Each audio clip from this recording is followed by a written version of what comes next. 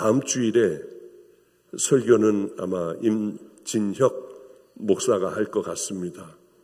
제가 많은 제 주변에 있는 목사들이 있는데 이 목사를 불러야겠다. 저 목사를 불러야겠다. 갈 때는 이 목사를 대동하고 가야겠다. 뭐 그런 계획을 할 거 아니겠습니까?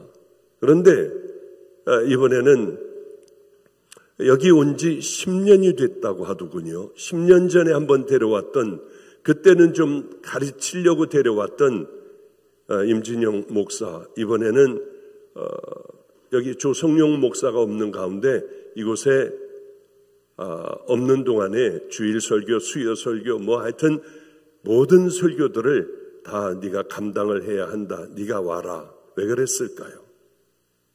처음 올 때는 그저 좀 가르쳐줘야겠다. 나하고 함께 있으며 종의 길이 어떤 길이라는 걸 가르쳐주려고 했지만은 두 번째는 그래 너 수고했으니까 산기도를 10년 넘어 비가 와도 눈이 와도 올라가고 충성되게 그래도 시키는 것을 그대로 최선을 다했으니까 이번에는 네가 좀 쉴 겸해서 왔으면 좋겠다 하고, 그런데 집회보다도요 목사님하고 2박 3일간 있는다는 게 이게 더 가슴이 뜁니다 하며 그렇게 좋아하더군요.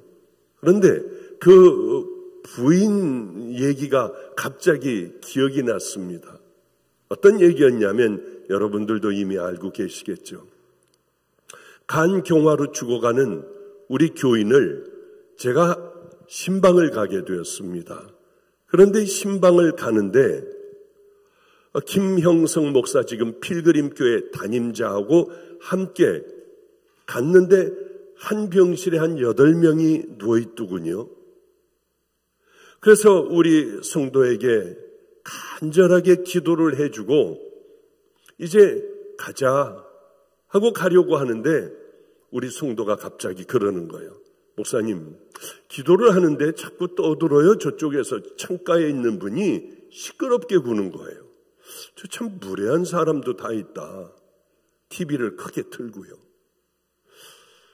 그런데 목사님, 저 끝에 있는 사람들이 있지 않습니까? 예.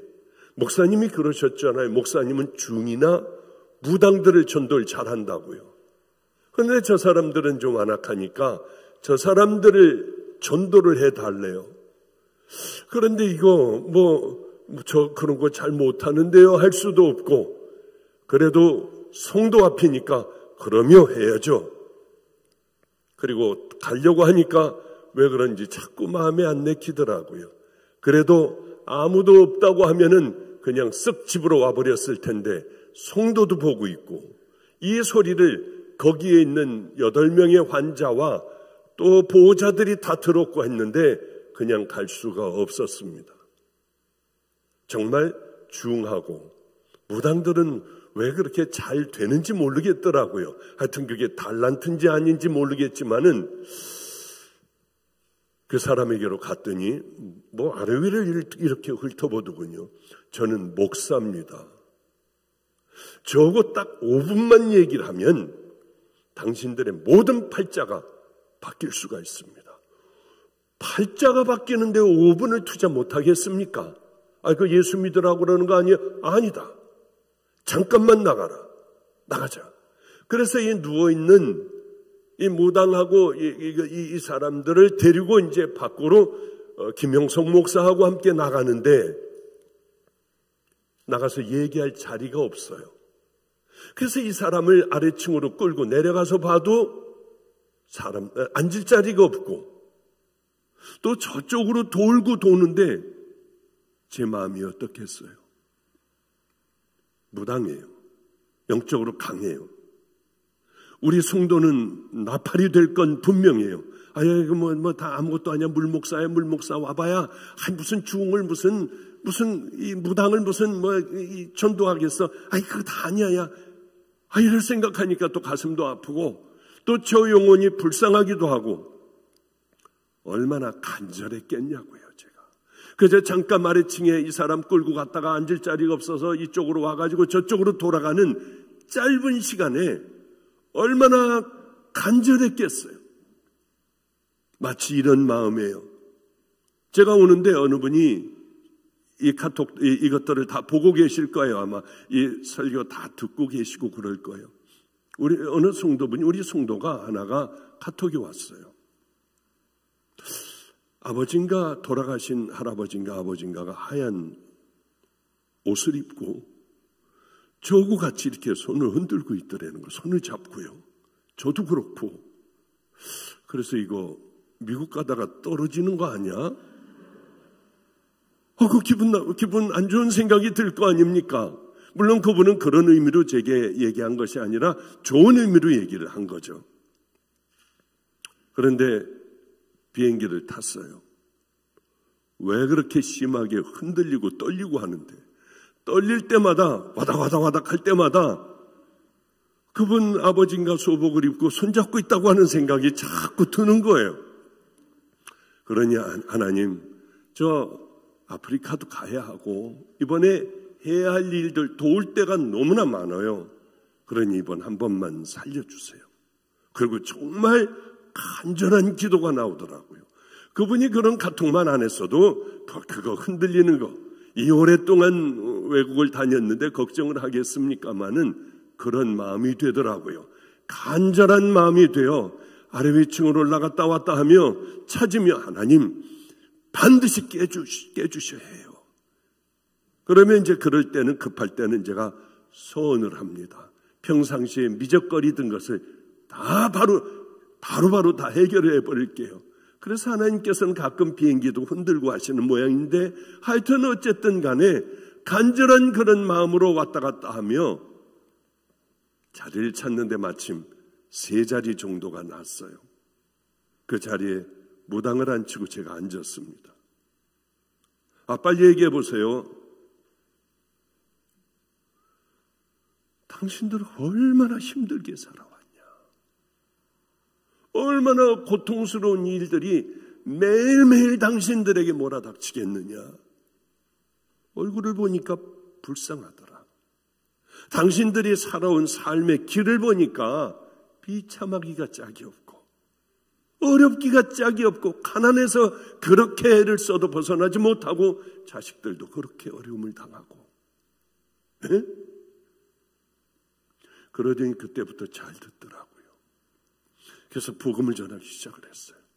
그때서부터 이제 막 집어넣는데 어쩌면 그 짧은 시간에 그 무당들이 무릎을 꿇고 울더라고요. 간절한 마음으로 아예 부흥회를 했어요. 거기서 안수를 하고 뜨겁게 안수하고, 이 사람들은 좋아서 어쩔 줄 모르며, 자, 지금 퇴원을 해서 당신 집으로 가서 그놈의 더러운 것들 다 한 차 갖다 다 버리고 이제는 당신들 거기서 기도해 줄 테니까 새로운 삶을 살아가라. 목사님, 저는 퇴원을 못합니다. 지금 몸이 아파서 당신들 다 회복할 테니 그러면 내가 지금 가지 못해도 당신 더러운 것들을 다 싹 없애버려라. 그런데 거기 누가 있었느냐 하면 어느 장관의 비서가 있었습니다. 비서가 자기 어머니가 아프셔서 입원해 있다가 이런 모든 것, 예수 믿지 않는 아이인데 이런 모든 것을 보며 멀리서 뒤따라와 저 구석에서 제가 하던 모든 것을 다 지켜보던 애가 있었어요. 애가 아니라 자매죠. 그 자매가 이게 너무 신기했습니다. 완악하던 저 사람이 어떻게 저렇게 됐을까? 그 다음 주에 우리의 예배 현장에 몰래 와서 보고 한참을 울다가 돌아갔대요. 그리고 그 다음에 자기하고 제일 친하고 속마음을 다 내놓을 수 있는 그 친구를 또 데려왔습니다. 이상해. 여기 가면 눈물이 나. 가만히 있어도 울게 돼. 그 친구도 오게 되었고, 마가의 다락방 교회에서 늘 엎드려 기도하는데 보면은 밤 12시가 돼도 안 가고 무릎 꿇고 기도하고 있어요. 사람들은 다 갔는데 혼자 열심히, 예수도 믿지 않는 애가 그렇게 간절하게 기도하더라고요. 그래죠. 얼굴도 이쁘고 키도 크고 그렇고 저 신앙도 이제 막 들어가서 저렇게 뜨거우니 저걸 또 사모를 만들어야겠다. 그런 마음이 또 딱 들어왔어요. 그래 가만히 지켜보니까 열심히 끊이지 않고 그렇게 기도를 하더라고요. 끝까지 남아 사람들이 기도원에 그 많은 사람들이 꽉 차서 기도하는데 이 사람들이 다 나가고 제가 한번 둘러볼 때 보면 맨 마지막에 이 딸 하나가 엎드려 그렇게 무슨 죄를 지었는지 가슴을 치고 엎드려 울며 기도를 하고 있는 거예요. 그러다 저 딸을 누구하고 소개를 시켜줄까 하다가 임진영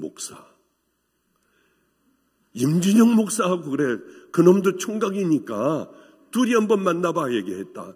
야, 만나면 무조건 결혼해. 그럼 너는 정말 너는 최고로 잡는 거 알았지? 쟤 불러다 놓고 너 이런 목사 없어 두고 봐. 앞으로 어떤 목사가 될지. 그러니 한번 만나봐. 너는 최고의 목사를 품에 안게 될 거야.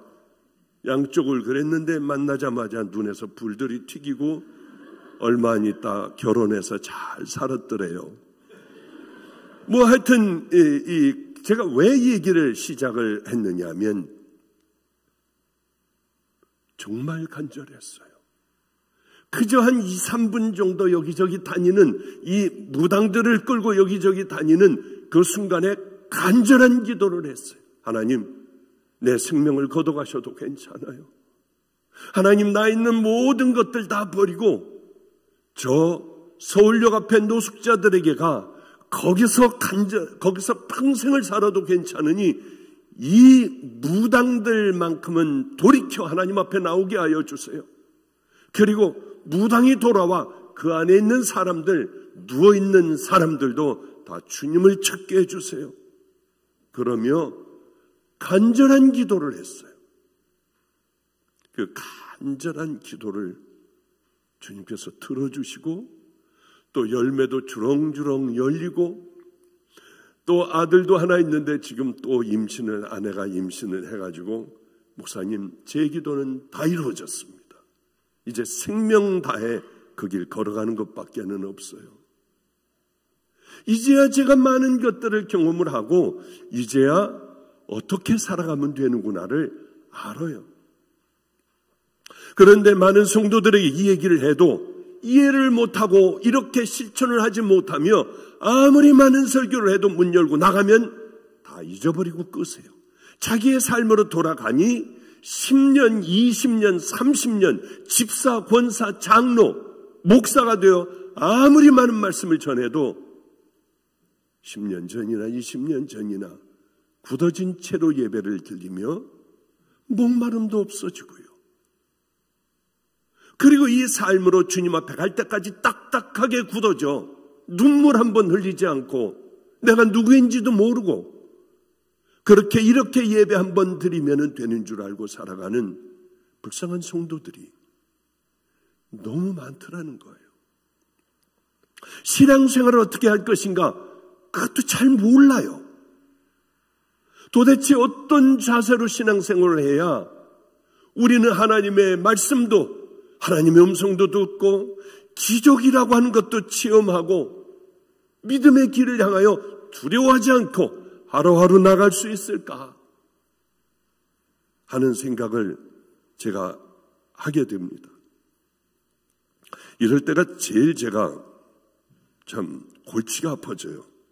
왜냐하면 하다가 스톱이 딱 되어버리는 거예요. 이걸 보고 해야 하는데 다 물론 염려하지 마십시오. 하도 많이 봐가지고 다 외웠던 거예요. 그런데 이게 움직이지 않을 때 이럴 때도 또 간절한 기도가 나와요. 하나님 이거 어떻게 좀 해주세요. 하여튼 어쨌든 간에 우리들이 하는 신앙생활을 가만히 돌아보면은요. 성경은 우리들에 대한 신앙생활에 대하여 뭐라 얘기하고 있을까? 이게 참 중요한 문제 아닙니까? 성경은 지금 내 신앙에 대하여 뭐라고 얘기하고 있을까? 이런 생각을 하나도 안 한다면 우리는 정말 엉터리 중에 엉터리. 그렇지 않겠습니까? 자꾸 하나님의 말씀과 내 삶과 비교해보며 나는 어디쯤 와 있을까? 주님 앞에 갔을 때 그분은 나를 알까? 너는 여기 올 때가 아니야. 너는 저리 가. 할까? 평생을 예수 믿는다고 하며 우리가 그런 우리 주님으로부터 너는 여기 아니야. 얼마나 많은 사람들이 그 말씀을 들었겠느냐는 말씀이에요. 성경은 단 한 번도 애매하게 우리에게 얘기하고 있지 않아요. 분명하게 우리에게 너희들은 신앙은 이런 신앙을 가져야 한다. 분명하게 우리에게 얘기하고 있습니다. 바알 편이냐? 하나님 편이냐? 바알 편이면 거기 있어라. 그러나 하나님 편이면 여호와의 편이면 이리 와라. 뜨겁든지 차든지 해야 한다. 미적지근하면 난 다 토해낼 버릴 거야. 너희는 이러이러한 태도로 너희들이 신앙생활을 해야 한다고 성경은 분명히 못 박아 우리에게 얘기하고 있어요. 제가 한 번은 LA 쪽에 집회를 한번 갔다 왔습니다. 그런데 거기에 어느 분이 거기서 어느 선교사 하나를 만나게 되었어요. 엘살바도르 홍 선교사님입니다.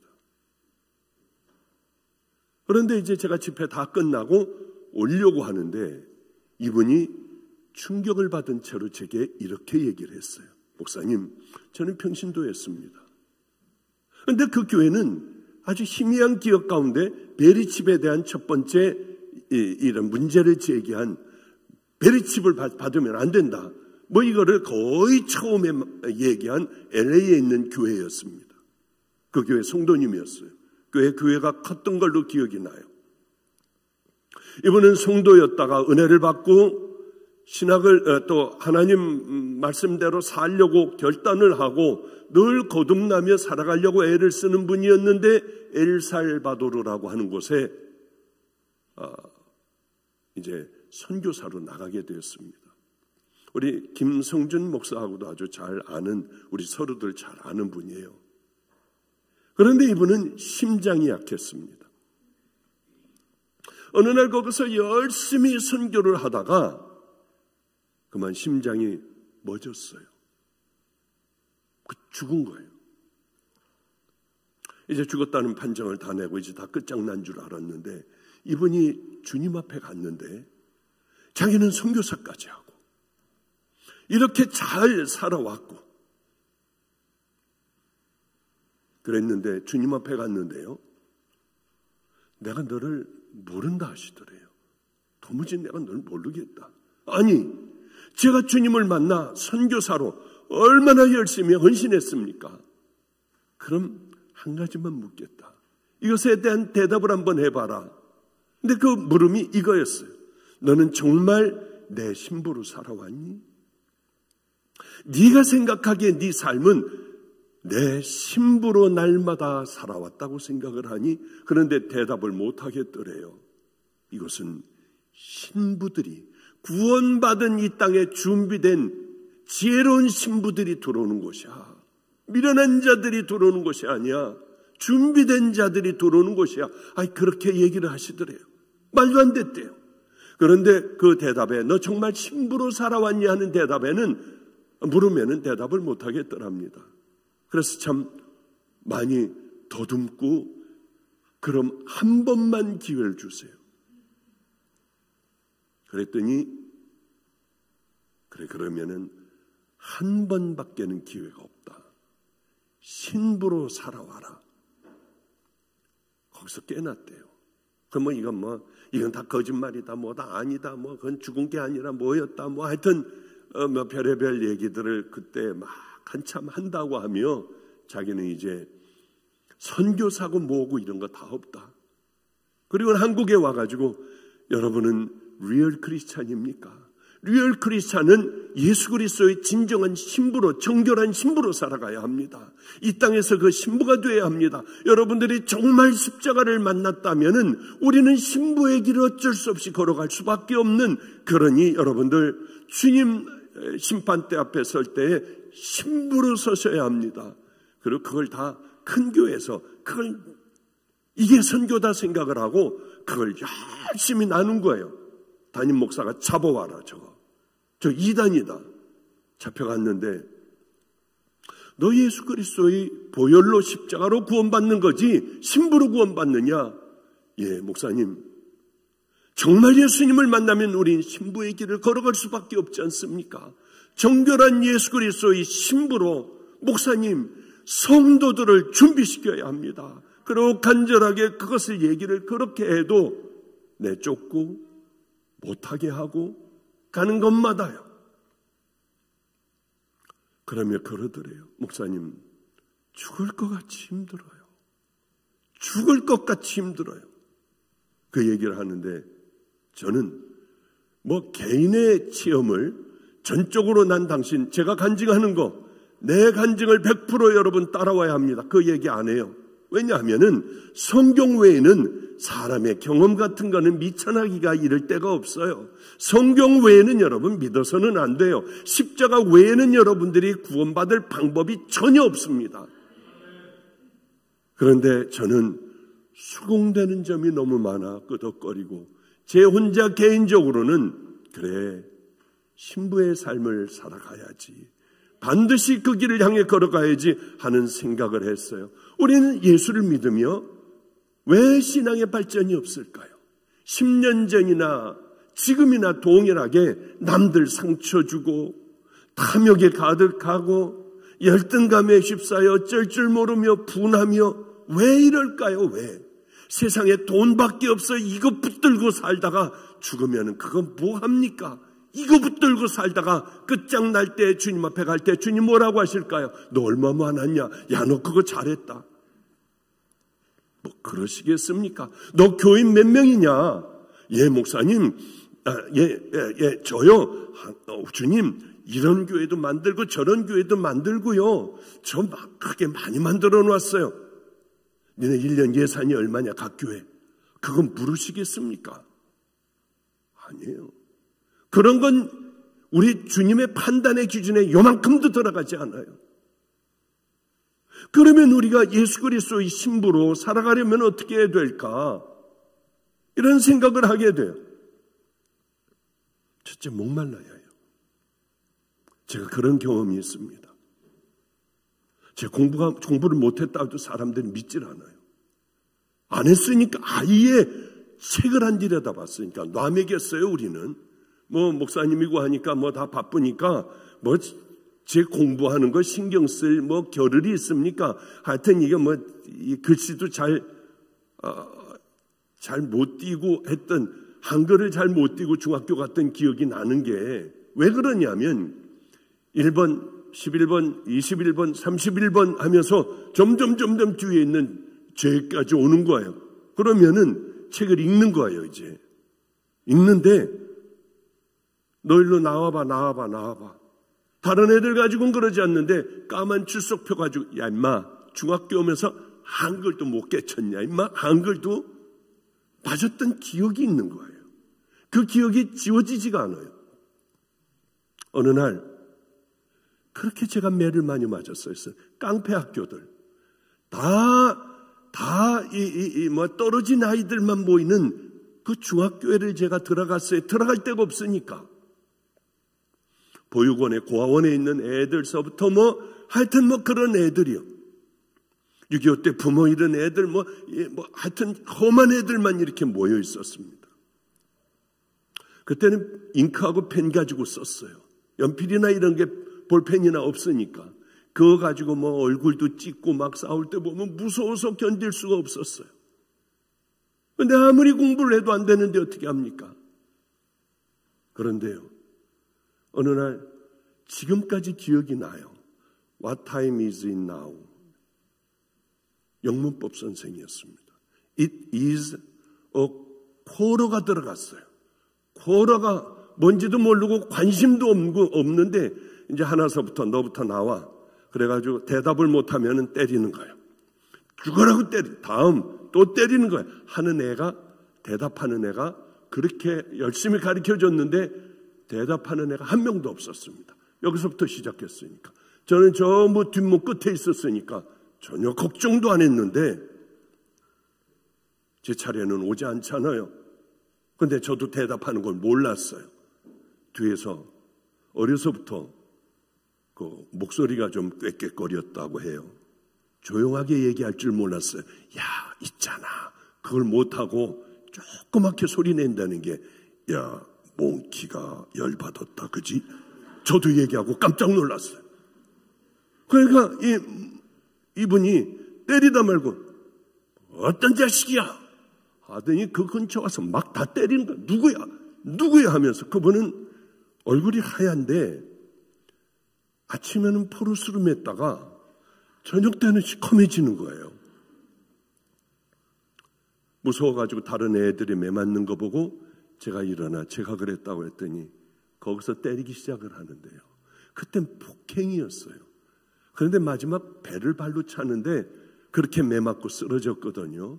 발로다가 목을 밟더니 나는 쓰레기야 소리 질러대요. 그래서 무서워서 나는 쓰레기라고 그렇게 소리 질렀던 기억이 나요. 얼마나 매를 많이 맞았는지요. 수업 듣지 말고 가래요. 왜냐하면 다 부고 터지고 뭐 코피나고 했으니까. 그래서 가방을 들고 모자를 쓰고 나왔어요.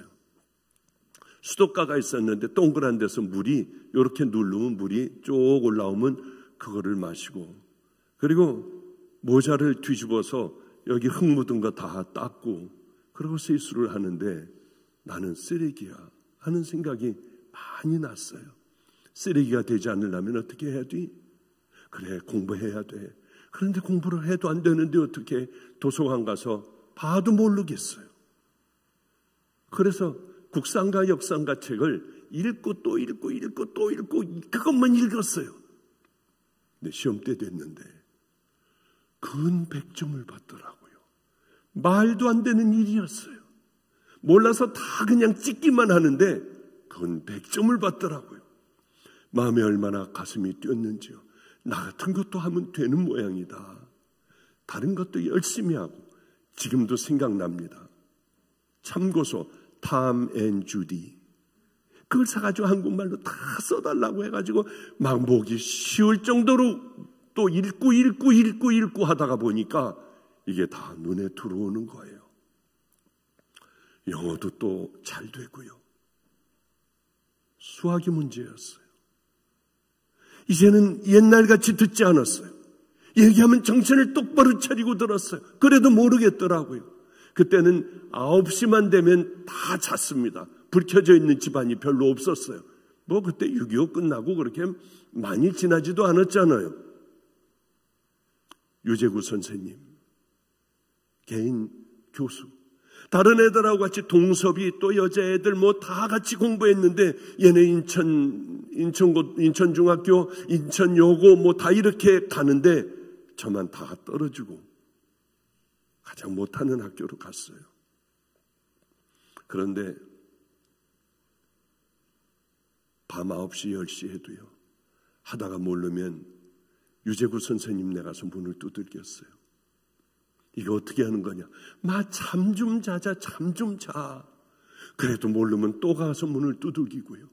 옛날은 앉아가지고 정신 좀 차려. 이거 좀 똑바로 와. 똑바로 봐야 돼. 이걸 왜 몰라?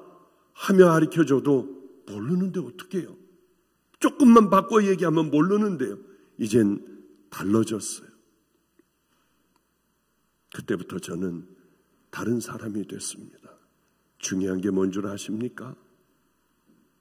공부건 사업이건 뭐 병든 사람들이건 하나님 앞에 매달리는 거건 모든 건 목사건 장로건 전부 가장 중요한 건 목마른 거예요.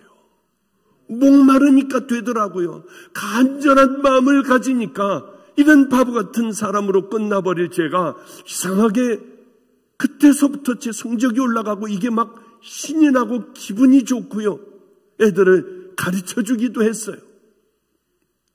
누가 구원받을 수 있을까요? 누가 복음을 여러분 들으면 다 구원받습니까? 누가 하나님의 기적을 체험할까요? 누가 하나님의 음성을 들을까요? 누가 하나님께서 기뻐하시는 자녀가 될 수 있을까요? 어떻게 하면 하나님을 만날 수 있을까요? 거듭나고 싶은 마음, 하나님을 만나고 싶은 마음, 진짜 기적을 체험하고 싶은 마음, 의에 줄이고 목마른 자는 복이 있나니 저희가 배부를 것임이야. 너희들은 간절히 사모해. 입을 크게 열어 부르짖는 자들 내가 들을 거야. 나를 만나기를 간절히 간구하는 자들을 내가 만나줄 거야. 아니, 주님이 그러시잖아요. 여러분 지겨우시겠지만 우리 아이 중에 우리 아이들은 다 고통스럽고 힘든 아이들이 아닙니까? 그 아이 중에 하나가 감신대학 다니는 아이가 하나가 있어. 4학년이었나 그랬는데 이 아이가 그러는 거예요.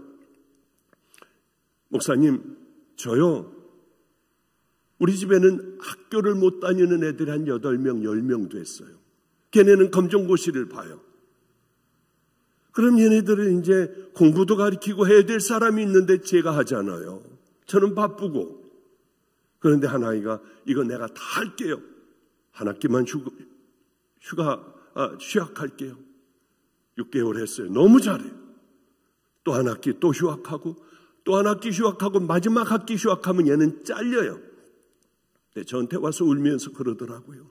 목사님, 목사 되는 것보다 더 중요한 게 이 아이들, 불행한 아이들을 가르치고 귀한 아이들 다 공부 잘하고 취직하고 하나님 사랑하는 아이로 만들면은 그게 목사보다 더 귀하잖아요. 얘를 제가 귀하긴 마음을 갖게 됐어요. 야, 일로 와. 문 닫어. 내가 너에게 내가 만난 하나님의 말하지 않은 비밀을 얘기를 해줄게. 비밀을 얘기를 해줬어요. 우리 집에서 더러운 건 네가 다 쳐. 뭐냐? 휴지, 화장실에 그 더러운 휴지들이요. 그거 네가 손으로 다 치워.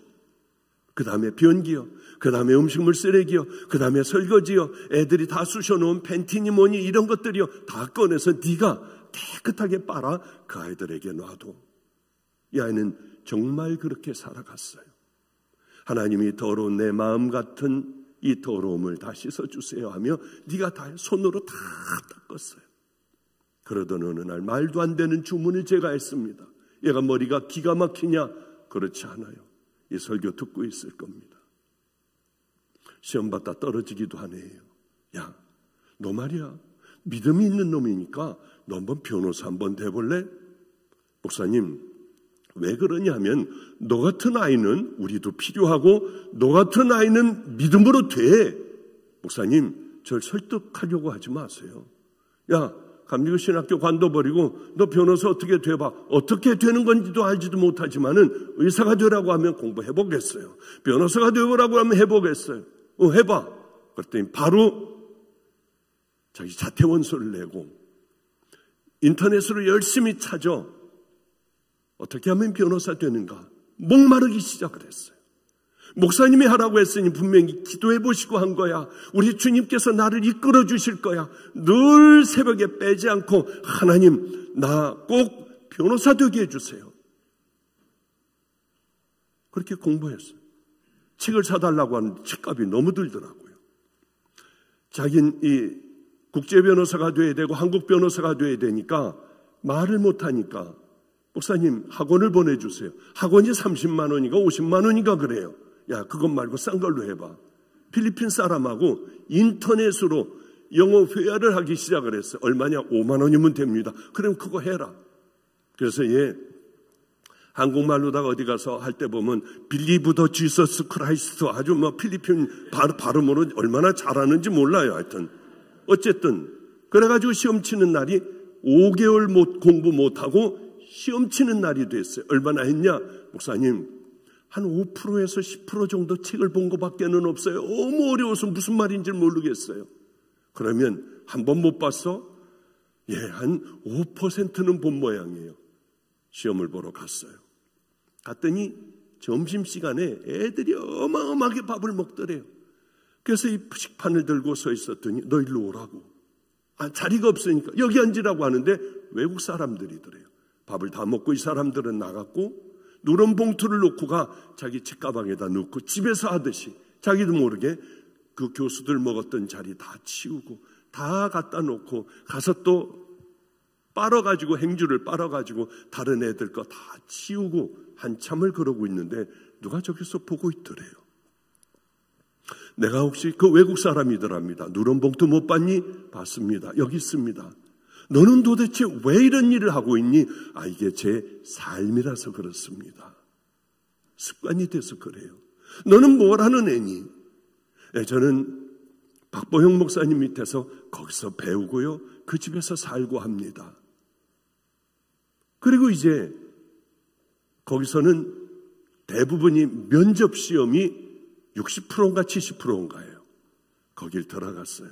70%인가 80%인가 하여튼 면접이 그랬습니다. 다들 고개를 젓고 나오더래요. 쟁쟁한 변호사들이 앉아 얘네들에게 들어온 애들에게 막 법적인 거 막 수도 없이 물어보는 거예요.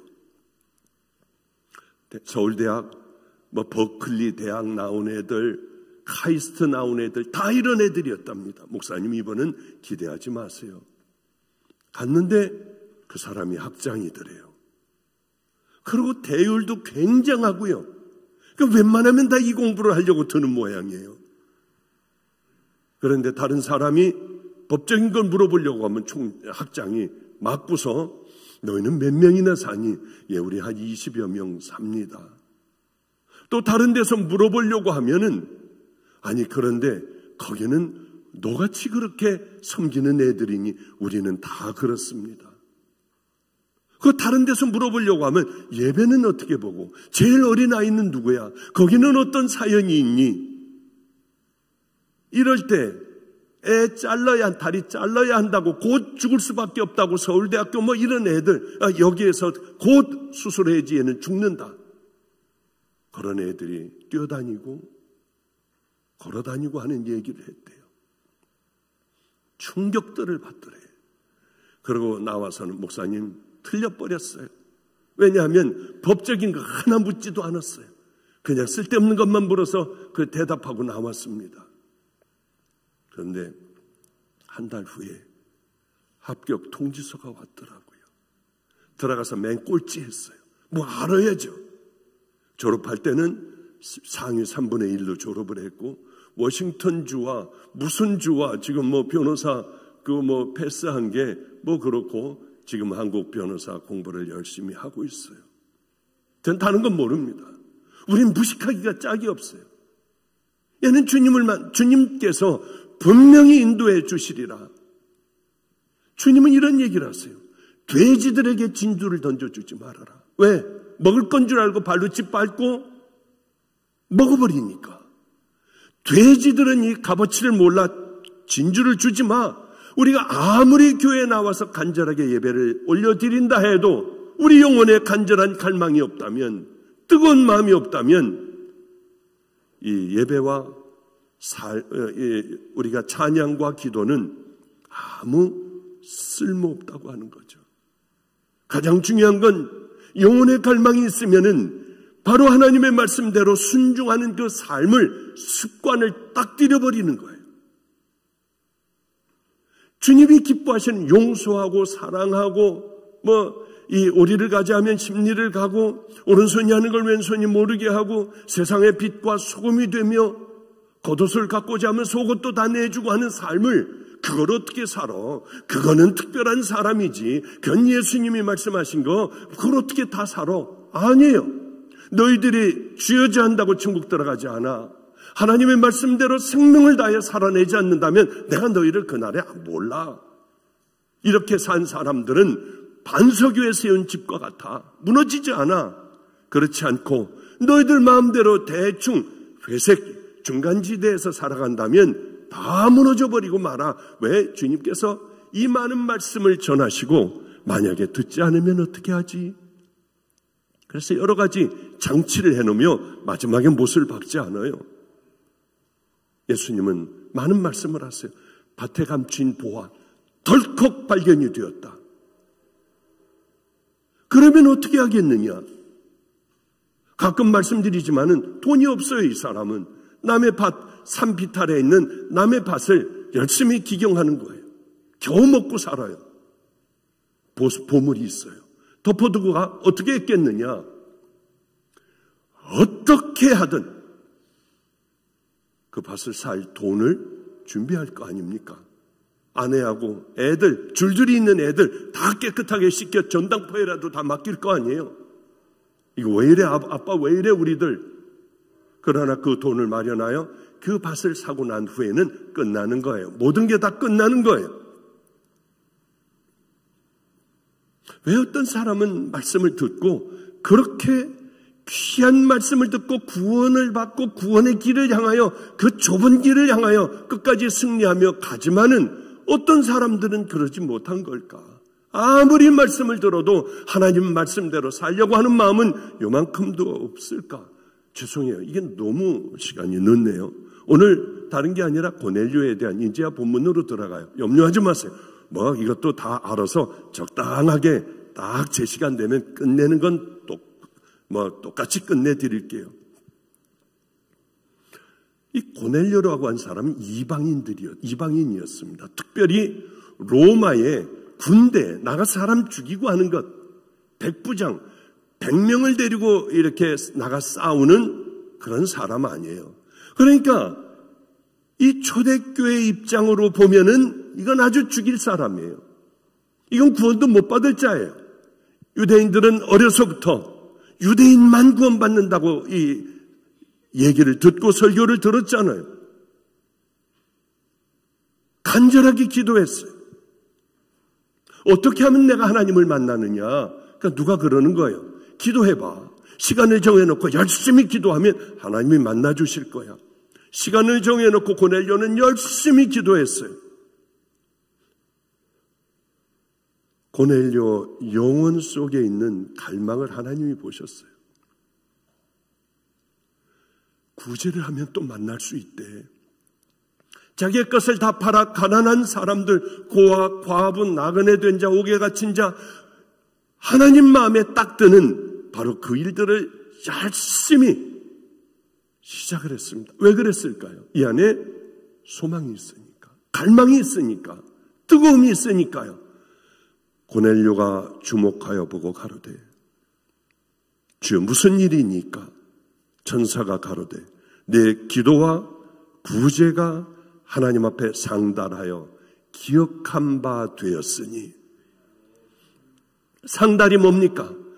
우리들이 간절히 기도한다고 주여 삼창 부른다고 상달이 됩니까? 그렇지 않아요.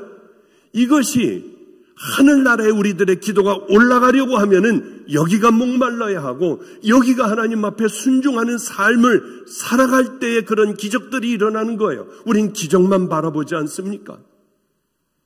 그거는 아니에요. 오늘 보니까 어느 분이 어제 우리 그 누나가 카톡을 해왔어요. 펜실바니아가 아니야. 테네시. 그래요. 테네시라고 하는 곳에서 16시간을 차를 몰고 오늘 집회를 위해서 왔대요. 예배를 위해서 왔대요. 기도해 줘야 돼. 얼른 기도했어요. 오늘 아침에도 설교 준비하며 박 목사 설교 준비하며 테네시에서 온 사람, 그 사람 위하여 기도해야 돼. 또 간절히 기도했어요. 왜 그럴까요? 16시간을 타고 여자분이 운전을 해가지고 왔습니다. 어느 분은 또 토론토에서 오셨대요. 어느 분들은 텍사스에서도 오고, 여러 군데서 여러분들 많이 오셨다고 하대요. 그런데 그러면 주님, 제가 뭘 이렇게 16시간을 온 이분에게 뭘 어떻게 해드려야 할까요? 어떻게 하면 이분들 참 기뻐 돌아갈 수 있을까요? 난 드릴 것도 없는데. 그러다가 생각을 했어요. 제가 늘 외부 집회 나갈 때나 설교할 때 이제 다른 분들은 이제 제가 이렇게 좀 쓰던 거 드리지만은 이거는 드릴 수가 없는 거예요. 왜냐하면 제 손에 다 익어버린 거고 이걸 봐야만 제가 편안하니까. 외국 집회 나가거나 한국에서 집회 나갈거나 집에서 볼 때 내 눈에 익은 거는 늘 이것밖에는 없거든요. 맞아. 그리고 제가 설교했던 모든 기록들 여기 다 기록되어 있어요. 연필로 다 써놨어요. 내가 드릴 수 있는 내게 가장 중요한 건 성경밖에 없다. 오늘 예배 끝나면 왔다 갔다 30시간이 넘는 시간을 운전해온 그 성도님에게 하나님, 제가 이 성경을 드릴게요. 이것밖에는 드릴 게 없어요.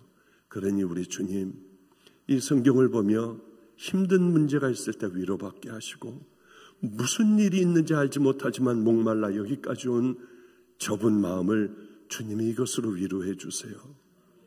그리고 그저 제가 기도했어요. 우리 안에 왜 성장이 없을까요? 10년 전이나 지금이나 왜 똑같을까요? 왜냐하면 간절한 마음이 우리 안에 없는 거예요. 한번 바디메어 보십시오. 더욱 크게 소리질러 가로되 다윗의 자손 예수여 나를 불쌍히 여기소서. 그때 예수님 발걸음을 멈추시잖아요. 가나안 여인, 딸이 귀신 들린 여인, 그렇게 소리를 지르니 주님 가던 발걸음을 멈추시지 않습니까? 하여튼 주님 옷자락만 잡으면 나는 날 수 있을 거야. 그들을 치유하여 주시잖아요. 여러분들 무슨 문제가 있습니까? 하나님 앞에 그 기도를 해야 돼요. 하나님이 마음을 주셔야 돼요. 꼭 이 마음을 주셔야 돼요. 그래요.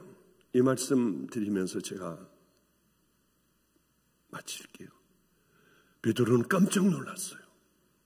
왜냐하면 이방인에게도 거듭남이 있고 구원이 있고 하나님께서 천사를 직접 보내시고 이방인에게도 말씀을 주시니 얼마나 놀랐을 거예요. 하나님은 이러신 분이구나를 고백하지 않습니까? 저는 제게 있어서 제 멘토는 제 모든 것이었어요. 그분은 정말 이루 말할 수 없는 능력의 소유자였어요. 능력이 부러운 것이 아니었어요. 저는 그런 건 없어도 돼요. 하나님을 사랑하는 그 생명을 거는 사랑, 하나님 저건 나를 주세요. 제가 늘 기도해 왔었습니다. 그런데 제 멘토가 이제 주의 길을 가라면 금식을 해야 되는데 40일을 할지 또 어떨지 본인이 기도해보고 정하겠대요. 그래서 그렇게 해라 했는데 21일간의 기도가 떨어졌대요. 그렇다고 이제 주변에 있는 집사님들하고 함께 21일간을 저도 기도하고 금식 기도하고 그분들 전체도 금식 기도를 하는 거예요. 이제 마가의 다락방 기도원에서요. 그런데 금식을 해봤어야죠. 3일 하니까 온 메디가 쑤시고 손발이 저려가지고 못하겠더라고. 난 못한다고 그랬어요. 그냥 열심히 먹고 기도하지 이건 누워만 있으니까 안 된다. 기도도 못하겠다. 그랬더니 아니래요. 해야 된대. 죽어도 해야 된대요. 그래 저는 처음에는 죽을 것 같고 도망을 가려고 했어요. 너무 힘들어가지고 심장도 그냥 막 팍팍팍팍팍팍 뛰고요. 그런데 시간은 지나갔습니다.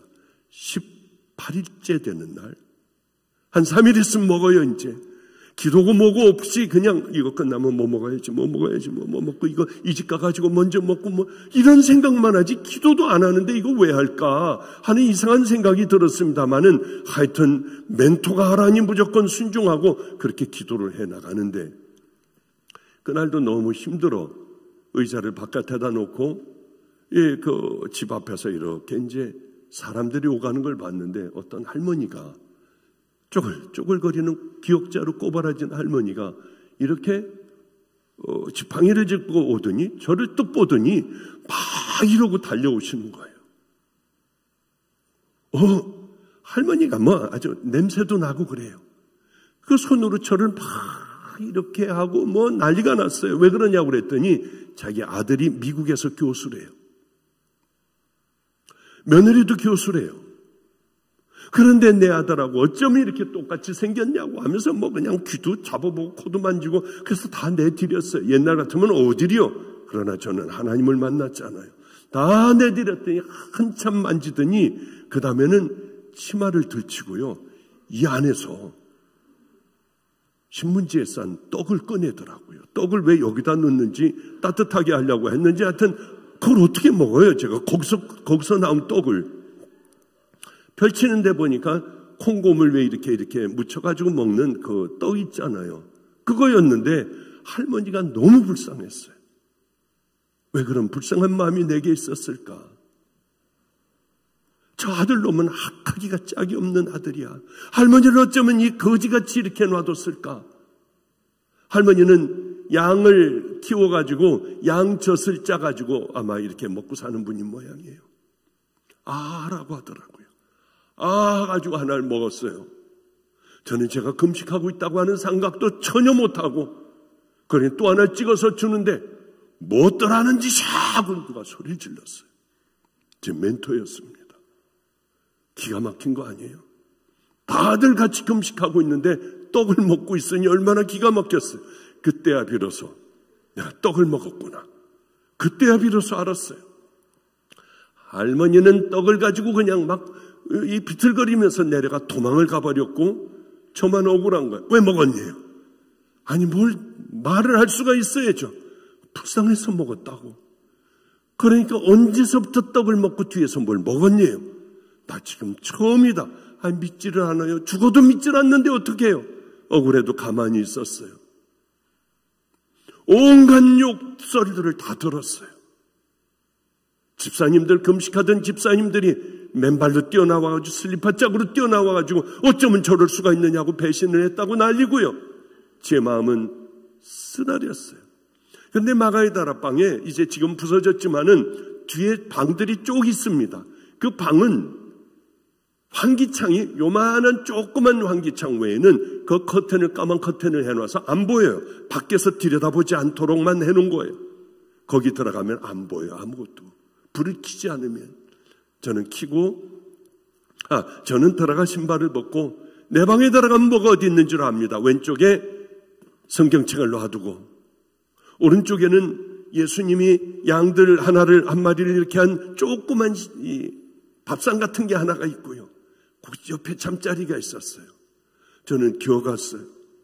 기어가가지고 뭐 늘 거기 더듬거리고 있을 거기에 앉아서 주님 앞에 기도했습니다. 하나님, 전 안 돼요. 저 같은 건 버리세요. 하려고 해도 안 되잖아요. 그런데 그때였어요. 갑자기 화난 게 아니라 껌껌한 밤이 우스름해지고 앞에 성경책에 글자가 보였습니다. 뭐야? 이건 무슨 일이야? 옆에 책장에 꼭 책꽂이에 책 몇 권이 있었는데 그 책을 다 볼 수가 있더라고요. 뭐야? 얼른 두려운 마음이 들어 얼른 무릎을 꿇고 주님, 주여, 주여. 이런 기적이 어디 있어요? 아버지, 제가 죽일 놈이에요 하는데 갑자기 눈앞에서 뭐가 보이더라고요. 금으로 만든 딱 쌌는데 어쩌면 저렇게 잘 싸놨을까, 금을. 내 금식한 단이다. 말도 안 됐어요. 저는 다 깨버렸는데요. 먹어버렸는데요. 이 속에서 들리는 소리가 이제는 다시는 그 마음을 잃어서는 안 된다. 저는 실패한 줄 알고 끝장난 줄 알았는데 여기서 그 소리가 들리는 거예요. 그 마음을 버리지 말아라. 그때야 또 알았어요. 베드로같이 그때 알았어요. 가장 중요한 건 마음이지 뭐 먹었냐 안 먹었냐, 그걸 21일간을 했느냐 40일을 했느냐가 중요한 게 아니구나. 그걸 깨달았어요. 하나님, 죽어라고 한번 그렇게 해볼게요.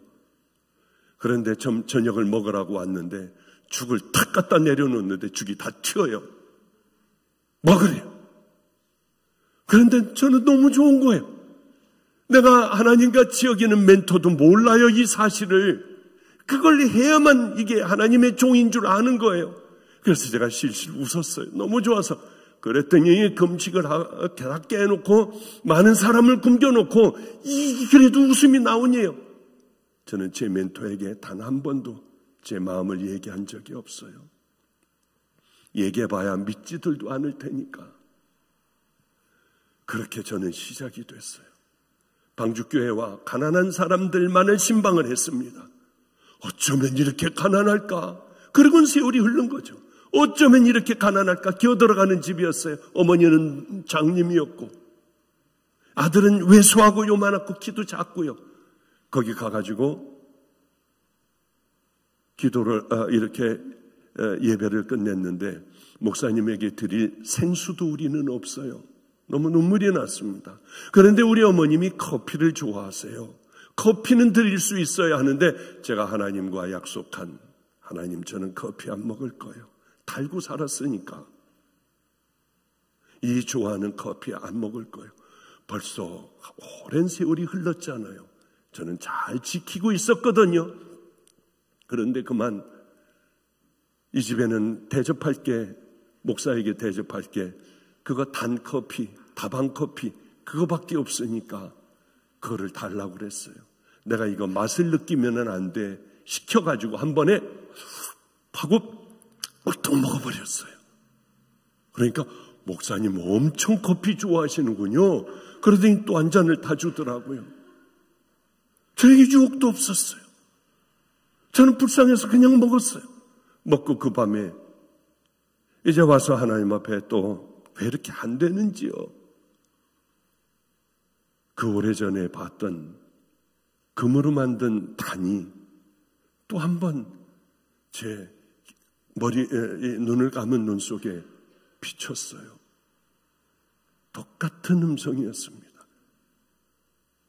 그 마음을 잃지 마. 성도 여러분들, 하나님께서 여러분들에게 원하는 게 돈이겠습니까? 여기 자리 채우는 거겠습니까? 우리는 하나님께서 우리에게 성경을 통하여 말씀하시는 본질을 알아야 돼요. 이제는 제가 철이 들었습니다. 신앙에 철이 들었어요. 와서 앉아있고 와서 이렇게 설교하는 것이 다가 아니라고 하는 것. 과연 어떤 마음으로 너는 설교하니? 너는 왜 이 설교를 하니?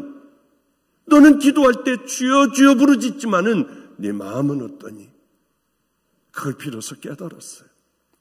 우리 하나님 아버지는 참 쓸쓸한 분이겠다. 오늘 누가 카톡으로 성경 구절을 보내줬어요. 요한복음 5장 42절을 보내줬더라고요. 예수님께서 쭉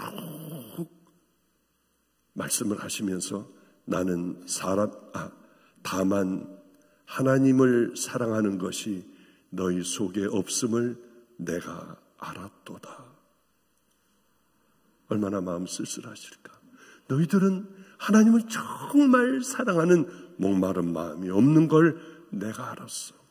오늘 이 음성을 여러분 들으시고 이제는 마음 중심을 하나님을 사랑하며 사람들 앞에서, 미국에는 단일 교회가 없다고들 많이 얘기해요. 그런 소리들 하지 마세요. 진짜 신앙과 믿음은 나 혼자 골방에서 만들어지는 거예요. 나 혼자의 삶에서 만들어지는 거예요. 하루하루의 내 삶, 만나는 사람들과의 삶 속에 내 믿음이 결정이 되는 거예요. 이대로 주님 앞에 가면은 우리 홍 선교사님 같이 너는 정말 신부로 살아왔니라고 하는 물음이 주님께서 있으실 겁니다. 이제 우리들의 인생의 후반전은 결단하고 가장 아름다운 모습으로 주님 품에 안기시고 주님 심판대 앞에 서시는 목마른 믿음의 자녀들 되시기를 주님의 이름으로 축복합니다. 기도하겠습니다.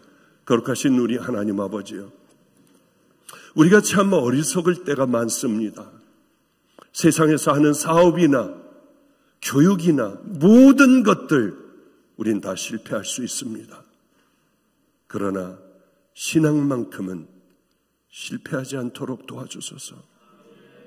가장 어리석은 자가 되어 내가 너를 모른다 하는 구우를 범치 않게 하여 주시고 십자가를 정말 만나고 싶은 목마른 마음을 허락하여 주시사 우리 모두 천국 백성으로 하나님 앞에 가서도 또한 이 땅에서도 참으로 행복한 귀한 성도들 되게 하여 주시옵소서. 축복하옵고 예수님 이름으로 기도드렸습니다. 아멘.